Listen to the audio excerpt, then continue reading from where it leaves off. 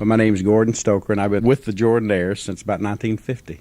So it's a long time, isn't it? Oh, it is. And later on, I do want to talk about the Jordanaires, but right now, I'd like to learn all I can. Did I say Gordon Stoker? Gordon Stoker, yeah. Okay. Isn't that right? Right. Is that your name? So often I say Gordon. Oh, I see. Right. But it's Gordon Stoker. Right. Mm-hmm. All right, and I want to learn all I can about Elvis Presley. And as I told you, this will be condensed to a 5-minute feature. But if we could just first, I need to know: was Elvis born in Memphis? No, he's born in Tupelo, Mississippi. Oh. And And what year was he born? ooh, I can look that up. I don't Right. Well, tell me how he happened to get to. What's the Memphis connection then? well, he moved. His mother and father moved to Memphis, and he was only about 2 years old when they moved to Memphis. And then his father worked in Memphis, and then Elvis started driving a truck for a concern in Memphis. But we met at Memphis, we met Elvis in 1954 at the Ellis Auditorium in Memphis when we were playing a date in Memphis with Eddie Arnold. And he came back behind stage to meet us. And the reason, he'd been listening to us sing on the Grand Ole Opry. And he liked quartets. You know, he tried out for several quartets and failed the audition with all the different quartets. Did you know that? Yes, he did. But he loved quartets, and he especially liked the Jordanaires because we sang spirituals. His first love in music was spirituals. He loved religious music, and he especially liked spirituals because they had a rhythm. You know, they had a beat to them, and he loved that. And he came back behind stage at the Ellis Auditorium to meet us, and he told us, he said, "Gentlemen, if I ever record, I want you guys to sing with me." And so what? We didn't think anything about it. You know what? But would you believe when RCA signed him in 1956, he asked for the Jordanaires to sing with him, and we did our first session with him on the Murmuring Street downtown at the old RCA studios in 1956. On that first session, we did Heartbreak Hotel. I was the one. I Want You, I Need You, I Love You.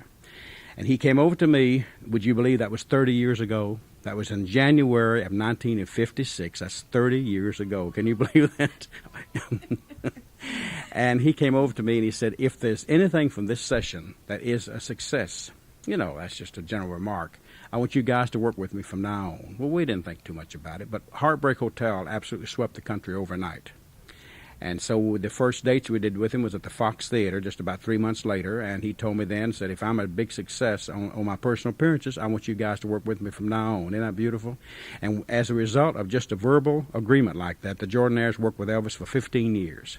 And the only reason we quit working with him in 1970 was that he wanted to go into Vegas and play Vegas constantly and play personal appearances around the country.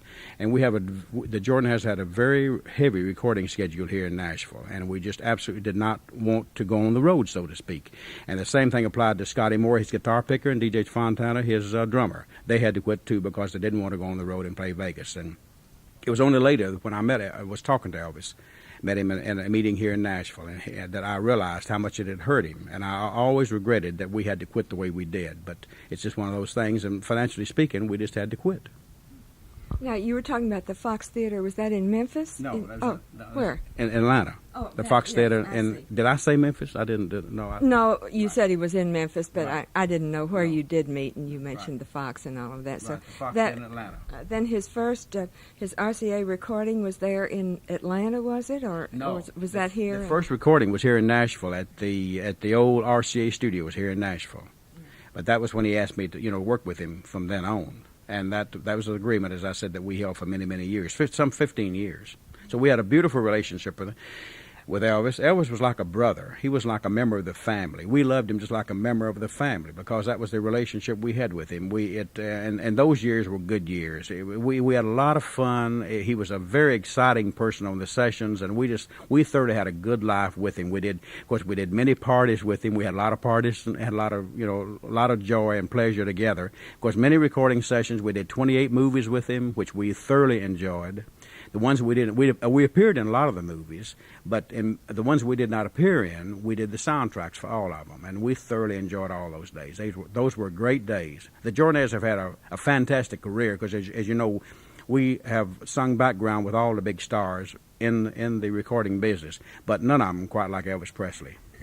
I didn't realize he had made 28 movies. Oh, he made That's a lot. 30, about 30, yes. He made 30 movies altogether, 30, 31 movies. Well, allow me to say, Elvis never called any of those movies movies. He called them travelogues.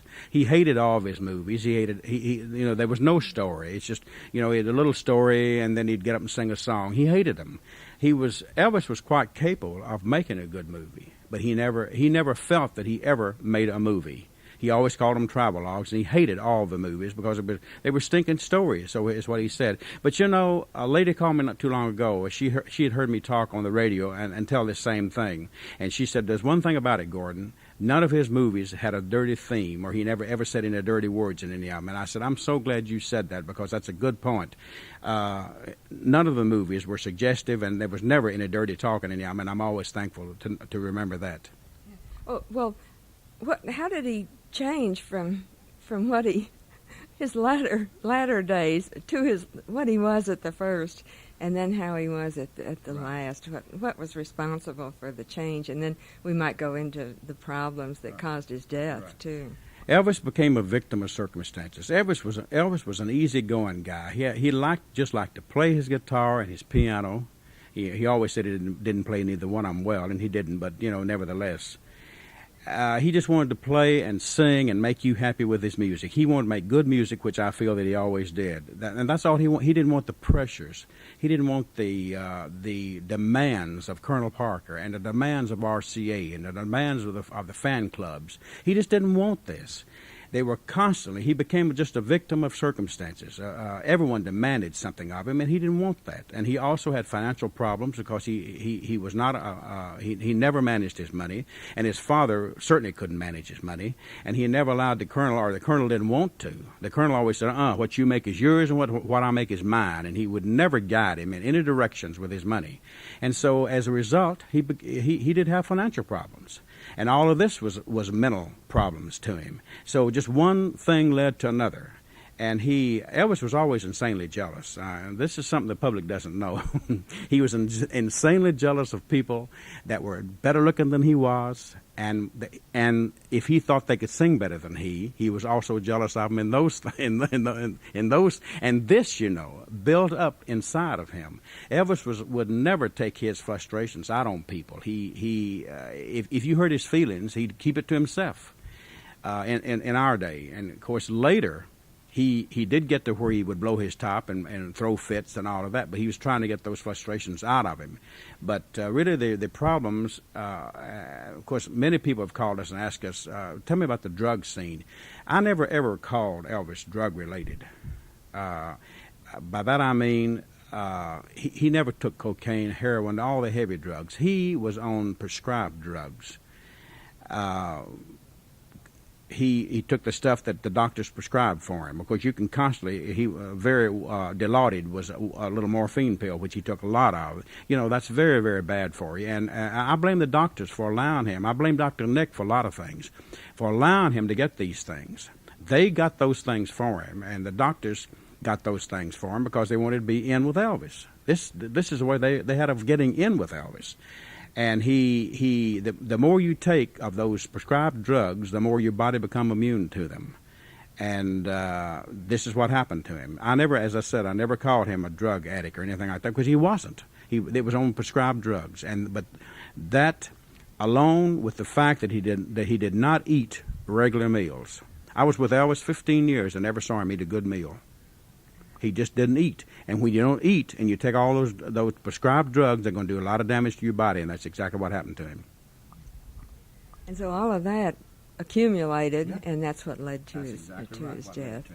Plus the fact that he became very, very concerned about record sales. He became extremely concerned about his financial state.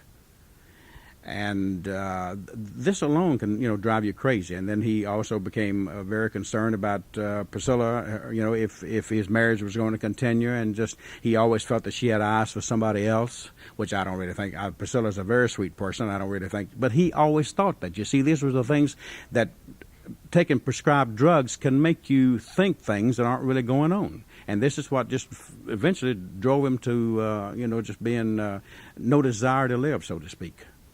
I suppose his career was waning, too, at that time, was. probably because of all these other things you just mentioned. But he had a long career where he was really successful. Well, I think he was the most. I think he put out the most entertaining music, and a lot of times people will call, disc jockeys will call me and say, "What do you think, Gordon, is the reason that his musical career is has lasted as long as it's lasted?" And I say, okay, you're playing a record in the background. For instance, one disc jockey just called me just recently from Boston, and he was playing All Shook Up. That's a duet I did with him in the background. I said, that record that you're playing right now in the background, All Shook Up, was done 30 years ago. Now, what record could you play that's 30 years old and sound as though it were made yesterday? He said, you're exactly right. And I said, this is the reason I think Elvis's music has stayed with us as long as it's stayed with us, and I think it will continue to be with us because his music sounds as fresh as if it were just done yesterday. Don't you agree? Oh, yes, yes. And I don't know about his popularity now with the young crowd, but there are certainly a lot of listeners that listen to his music all the time, I'm sure. And a lot of young people. A lot of young people are getting more and more to listen and know his records. Well, what would you say his greatest contribution to American music would be? Putting out music that is entertaining and refreshing, and and each song has a message in it of love, and just a fresh approach that his music is never tiring. He always had a fresh beat, and it was always refreshing to hear a record by Elvis Presley. He sang a lot of different kinds of music too, Yes, didn't he? He could sing all types of music and make you enjoy it. Because the reason, because he loved it, and he made. We were in the studio with him, of course. In those days, we didn't overdub. We did everything. He liked for the band to be there and the singers to be there and everyone to be there at the same time. He never liked to do his part and the band do their, like you do now. You overdub everything. But Elvis always liked for the band and the singers and everybody to be together. And the Jordanaires just enjoyed every moment. We always enjoyed. Elvis would walk into the studio with a big smile on his face. He'd walk over to each person and shake each person's hand. And tell a little joke or something funny, He was always just a delight. The way he would walk into the studio, he was never so concerned. Now, of course, as I said earlier, we record with all the big names in the business. We're constantly recording record sessions all the time. And when an artist comes into the studio, they're always watching the clock. They're very concerned about are we going to be able to get 3 songs in these 3 hours. They're very money-minded. They're very time-conscious as to how the session's going. Elvis was never concerned about that. Elvis walked into a session at 6 o'clock, and we got started by 8. He couldn't have cared less. He had to get himself in a good mood. He had to be sure that everybody was in a good mood to record, and I think that's the reason the records came out so great. He wasn't concerned about the clock. You know what I mean? Money was maybe it should have been, but it wasn't an object with him. He was more concerned with putting out a good record and having the right feel on that record than he was watching that darn clock. What would you say was his greatest hit? And you probably were part of that too. Of course, I love Can't Help Falling in Love. But I can't have fallen in love with you. I love that because on that particular session, he told us about meeting Priscilla and falling for Priscilla in Germany, and I will always remember that particular song for that reason. He told us on that session about Priscilla. But of course, All Shook Up and Teddy Bear and all of those things are records that you never get tired of. Because I had the joy of doing 3 duets with Elvis. I did 3 duets with him, and one of them was All Shook Up, as I told you earlier. And Good Luck Charm, and Easy Come, Easy Go. And those 3 records, of course, are very dear to me because those are 3 that I did duets with him on. Well, I just didn't know all of You didn't know this. that? No, and I'm so glad to find out. I'd take you in my office and show you the plaque I have on the wall. Well, I'd like to see that. Well, let's see. What else do I want to ask you? Did I ask you, or can we talk some more of why he would be considered a legend? Did I ask you that? No, I asked you about the contribution to American music, but also why he was a legend. Let me check and see. I know one thing. Now he was the first of the rock singers, was he not? Well, yes, really, to make a worldwide scene with records, he was really the first. But of course, there was other people that came along before he did. But he was really what I call, of course, Little Richard, and many people like that see. You'd really call him among the first. But Elvis was the first one that came along that maybe gave it a little class. Shall we say that? Because I really think he did give rock a class. And in the early days, they said he was vulgar with his movements and all that. That was the farthest thing from his mind. Elvis certainly wasn't vulgar-minded, and certainly not in those days. And he would never have ever done anything that he thought was vulgar before the public. And, of course, that's what a lot of people called it. We appeared on the Ed Sullivan shows, the 3 Ed Sullivan shows we did with him. They always made sure they didn't shoot him from the waist down because they thought his movements were vulgar. And he just couldn't believe it. This really hurt him because he thought that they would talk about him. Well, why did he do the movements? Was that just sort of a reaction? He was brought up in the Church of God, and they move when they sing. Everything was with a beat. And Elvis just could not sing a song that had a beat to it and not move his body. And really the movements that he did was just movements of the rhythm of the music is really what it was. It really wasn't an act. It certainly wasn't an act. And he certainly couldn't dance. He always, he had a hard time in Jailhouse Rock doing all those movements he did in that because he said, man, I can't dance. I can't play the guitar. I can't sing. What in the hell they want me for? That was the exact words that he used. But we always said, man, you got what it takes. You've got what they want, and let's give it to them. And that's exactly. He always said the Jordanaires encouraged him, and we did, not because of what we thought we might reap from it, because we loved him, and he meant a lot to us. And we knew that he had what the public wanted, and that's the reason we encouraged him. From your conversation, I take it he was sort of a loner. He was off by himself then. Yes, he was extremely a loner, and he was always more or less stayed to himself as much as he possibly could. Of course, he never really got over his mother's death. He was entirely different after his mother. I never heard Elvis, if you allow me to say this, I never heard Elvis use the Lord's name in vain until after his mother died. And he went off to the service. And when he came back out of the service, why, almost every other word was a curse word. And if you read Priscilla's book, you'll get a lot of it in Priscilla's book. And we thought, well, here's a little boy gone off to the service and come back a big man now. He's going to use the Lord's name in vain, this, that, and the other. But I read after his death that some lady interviewer had interviewed him on the coast, and he said after the Lord took his mother, that he denounced God for taking his mother. And all of a sudden it dawned on me, maybe this is the reason that he used the Lord's name in vain as much as he did. And I'm sorry about that. Yeah. Well, I could ask you a lot of things about his relationship with his mother, but I don't need that for this. That's another hour. I'm sure it is. He did not marry until after his mother died. Right. He did not. Oh, no. Several years after his mother's death. Right. I have to be brought up on these things.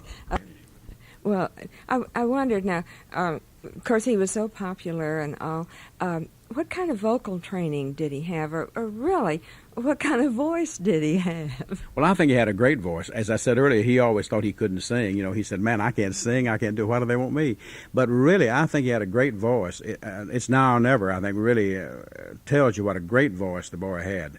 He really never had any voice training, and he never had any music training. He couldn't read music. He never had any music training. He never had any dance lessons or anything like that. But he just had a joy, and he was born with a rhythm in his body. He was born with just a desire to sing and to make music, and that's really what he wanted to do. And we'd sing all night long. He never got tired of singing. We would be worn out from singing, and he would still want to go. Many times we've gone down to Graceland and sang all night long.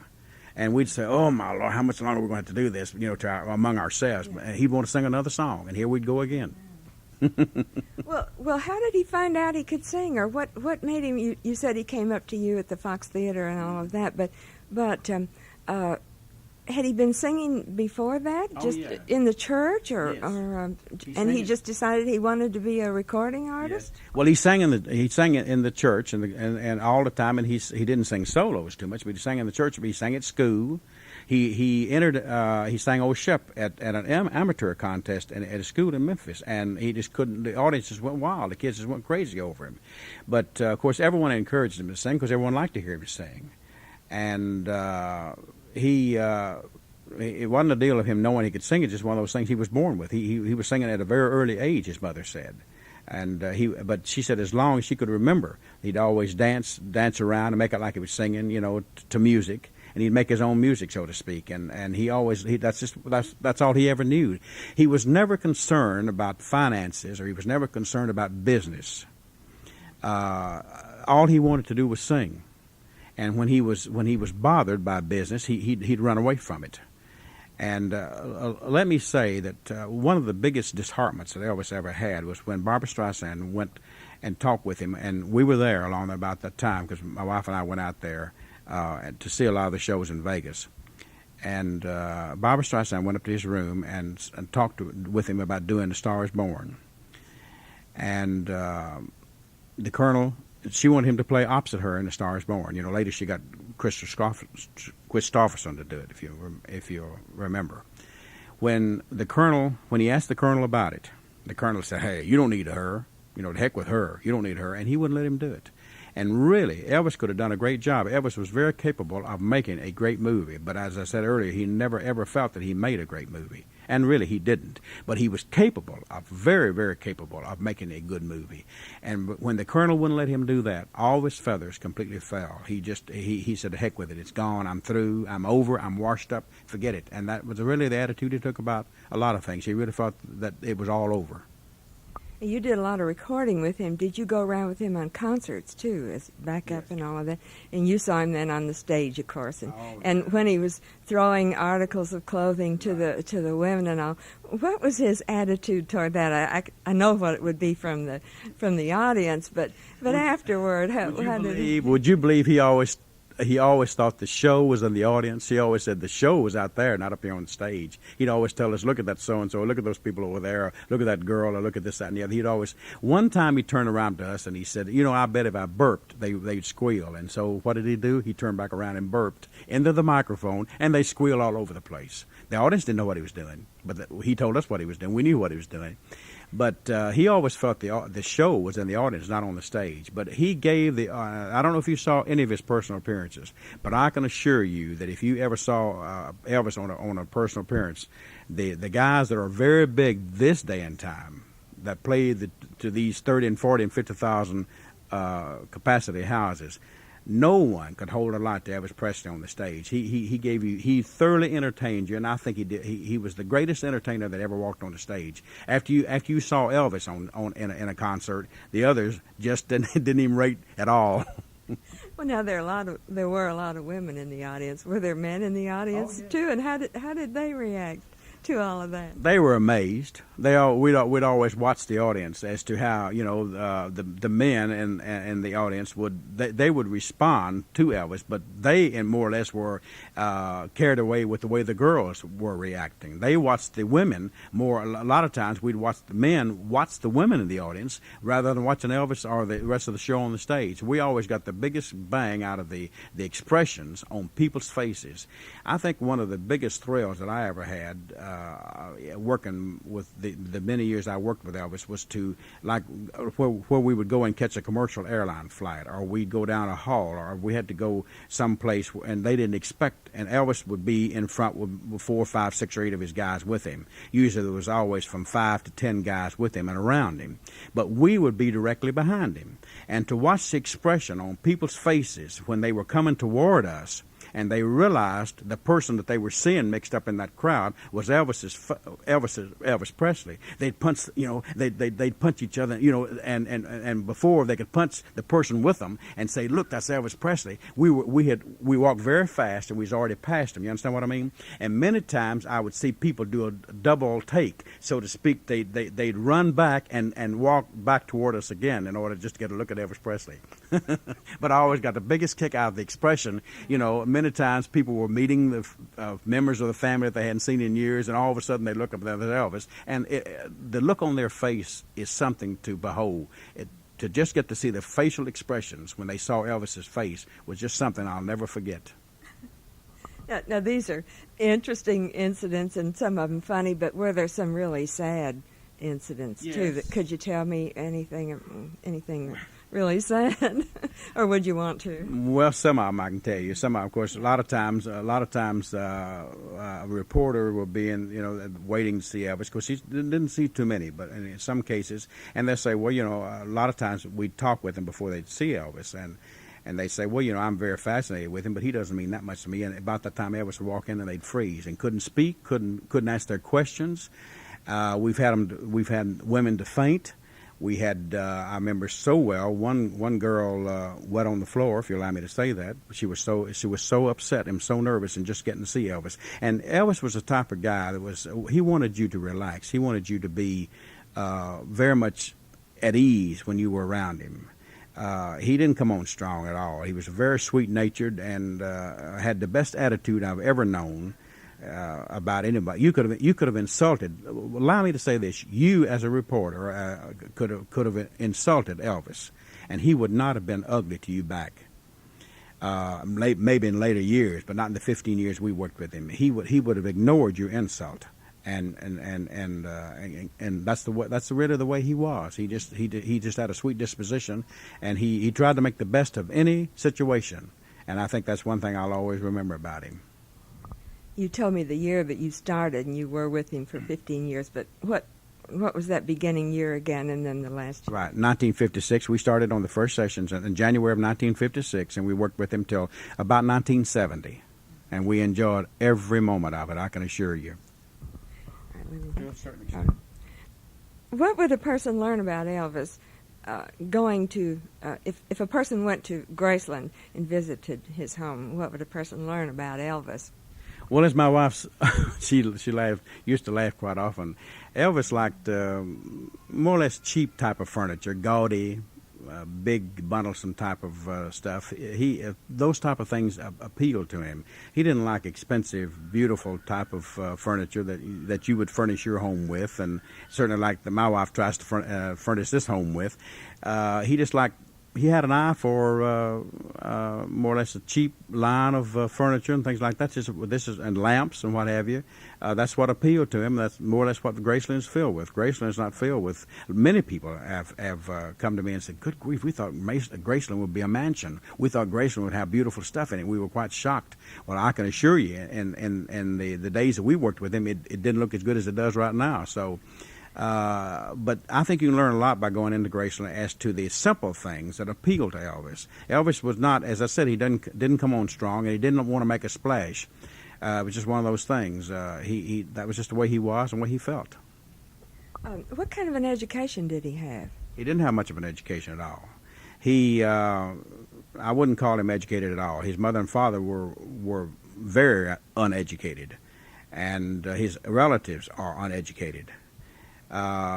He once said that his relatives always took advantage of him because they were uneducated, and they did. He gave them money. That what happened. None of his relatives ever hit him up for money that he didn't give money to them, and for that reason, he always felt kind of took advantage of him. I would certainly say Elvis was more educated than most of his relatives that I have met, if you allow me to say that. But he wasn't certainly what I call educated at all. Elvis was he learned the hard way. He was a very easy person to get onto things. By that I mean he would learn very easly, and he loved to be around people that were educated because from them he learned. And of course, Elvis was surrounded by a lot of educated people, except the immediate group of guys that were with him. Joe Exposito, who was his personal secretary, is very well educated, and he was the only boy that he had as a bodyguard that had a good education that was around him. And this also hurt him. He surrounded himself by people that were not educated, and that wasn't good. He really meant a lot to you, personally, didn't he? Oh, yes, he meant a lot to the Jordanaires. Because, as I said, we all were like brothers. He was just like a member of the family. He had that way of getting in and being very close to you. He was always very concerned about you, and he would pick at you. He loved to pull jokes on you. He loved to pull jokes on you. Or he might say to you, "Are you getting many laughs with your hair fixed that way?" That's the type of guy he was. Or do you get many laughs with that blouse you have on? That's the type of guy. He'd always say that. He loved to put you on. He loved to pick at you. And on the Ed Sullivan shows, on the end, we sang "When My Blue Moon Turns to Gold," and on the end of "When My Blue Moon Turns to Gold" again, I hit a high note, and I knew I had to hit it. It scared me to death before we got there, because I knew I had to hit it, because had I not hit it, he would have kidded me for 5 years about it. I got you. He'd always, I got your high note. You know, he'd love to kid you if he could get you on anything, on the all shook up duet that I did with him. He was sticking his finger in my mouth, or sticking his finger in my ribs, or just anything he could do to break me up. That's the way he did. He liked to have a lot of fun, and he had a lot of fun. He intended for you to have a lot of fun if you were around him. He really left a gap then when he died, didn't he? I should say he did. We'll never get over his death. And, of course, we worked many years with Rick Nelson, and we'll never get over his death. We did all Rick Nelson's hits, and I tell you, it's you know, we lost a lot of people. We worked many years with Jim Reeves and Patsy Cline and Rick Nelson and Buddy Holly, people like that. But that I'm talking about that have met sudden deaths. But Elvis is one death we'll never get over. Well, all right. Yeah, you can tell me what you said about doing the most recording in the world, or what was that remark you made? The Jordanaires have been on more recording records. We've been on more recordings. Excuse me, you should start that over. The Jordanaires have actually been on more recordings than any other vocal group in the world. And the reason being, of course, when you work with Marty Robbins, Neil Young, Tom Jones, Elvis Presley, Rick Nelson, Jerry Reed, Rick, you know, Patsy Cline, I can just read all the many people that we record with day in and day out. And we did all of these people's recordings, and still do, from Kenny Rogers on down. And when you do the vocal backing on those records, of course, you get credit for it. Most of the time, it's either on the album or on the single record itself, you know, like Kenny Rogers, and on the back of the album, you'll see vocal group, the Jordanaires. Well, we've been on more recordings than any other vocal group in the world, and reason being is we've had the good fortune of working with all of the many great recording artists, and we've thoroughly enjoyed it. Has all this recording been done here in Nashville? No, we do a lot of recording that we do is on the coast, and in some recordings done in New York. But the biggest majority of it's been done here in Nashville. We actually were the most sought after vocal group in the world for about, I'd say, 20 years. And by that I mean we did anywhere from 3 to 4 recording sessions a day, 5 to 6 days a week.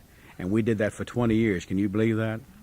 Now, you ask me, a lot of times, a lot of people will ask us, didn't your voice get tired? And yes, we had substitutes. We filled in with substitutes. Actually, the Jordanaires are made up of 4 male singers, and a lot of times we had women's voices. Millie Kirkham is one of the sopranos that have been working with us for years. We use women's voices in with us on many recordings. But the Jordanaires are made up of 4 male voices, and then when one guy takes a vacation or something, we bring in a substitute, so the sub would get to work. Now, give me the names of the 4 principals. And we've also had all the good fortune of being the same personnel since the early 50s. I think that's beautiful. I'm very thankful that we've had the same personnel, and Ray Walker is the bass singer, Neil Matthews is the second tenor singer, and Howard Hawkins was with us till about 3 years ago, and he passed away 3 years ago. And he sang the baritone, and I'm Gordon Stoker, and I sing the first tenor. But, of course, we had a substitute that filled in for Hoyt for some 15 years when he would take his vacations and when he would take a leave or anything like that. And so when Hoyt passed away, well, we just continued to use his substitute, and his substitute's still working with us. Are you all from Nashville? Well, only one of us was born in Nashville. Shall we say we're all from Tennessee? But only one, Neil Matthews, was the only voice part that was born in Nashville. I'm from West Tennessee, and the other guys from West Tennessee. Well, how did you happen to get together? And tell me a little of the history of the Jordanaires. Well, we kind of grew up, you know, it's one of those things we kind of grew up together, and we grew up more or less to singing. We started singing at a very early age, kind of together, that type of thing. Howard Hawkins and I did, and then Neil Matthews started singing with us at a very early age, and just one thing led to another, and before we knew it, we was forming a quartet, and before we knew it was in demand to sing, and we started singing. We were on the Grand Ole Opry 13 years. We joined the Grand Ole Opry in about 1951 or 52, somewhere along in there. And we sang on the Grand Ole Opry for some 12 or 13 years, and then we did TV shows with Eddie Arnold, and we've just had a great, fantastic career. We've thoroughly enjoyed it. Well, if you were all from different places, how did you happen to get together and start singing together? Well, we were all living in Nashville. Now, we were all living in Nashville. I came to Nashville to go to school, and the others more or less did the same thing, and that's how we got together was more or less because we moved to Nashville at a very early age and started going to school here, and from that way we got together and started singing. Well, what else can you tell me about your group? And I can fill in a lot of this, with narration after I read that. What about, is there a section there for awards that you've received, or what are some of the sections that we could talk about there? We were listed in the top 100 country acts, and we also won the Vocal Group of the Year in 1974. We won a Grammy from Capitol in 1960. We won the Super Pickers Award for about 3 or 4 years, and that meant that we were on more #1 records or in more top 10 records than any other vocal group in the world, which I think is fantastic. But we've had just a great. We won the Masters Award, which is the Nashville Entertainment Association award. We've had several different awards, but we don't really think of it that way. We just enjoyed singing, and we were thankful that got to sing with all the big names in the recording business, because when you get to record with them, you kind of get to know them.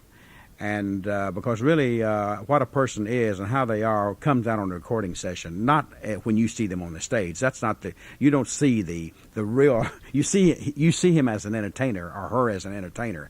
But in the recording studio is really where you get to know them. And that's, of course, we worked many years with Loretta Lynn, did all of her recording sessions. And through getting to, and of course, many others, Dolly Parton on down, you get to know them. You get to know their families. You get to know their children. You get to know their husbands or wives. And you just to really have a great life. We thoroughly had a great life. We haven't had to beat the road, I'm thankful to say. Of course, and of course, the Jordanaires have never had really what you call it. We've never had a hit record. We've had 1 or 2 that's been in the top 10, but we never really tried to have hit records because we knew that if we had a hit record, it would take us out of the background field. We were told many years ago from Lee Gillette of Capitol Records. He said, boys, if you want to stay in the background field doing vocal backing on records will be good to you if you stay in it. If you have a hit record, it'll take you out of it. You have to go on the road and promote that record. You have to go on the road and constantly play dates to promote it. And if you want to stay at home with your families, stay in the background field and it'll be good to you. And believe me, would you believe he gave me that information some 25 or 30 years ago? And believe me, he was so right. We were grateful to him. So you really are a product of Tennessee, then, aren't you? Yeah. One of Tennessee's treasures. Yeah. Well, we've thoroughly had a great career, and we love it. And by the way, we're going to sing for Mayor Richard Fulton July the 4th with the Nashville Symphony Orchestra, and you'll have to come down and hear that.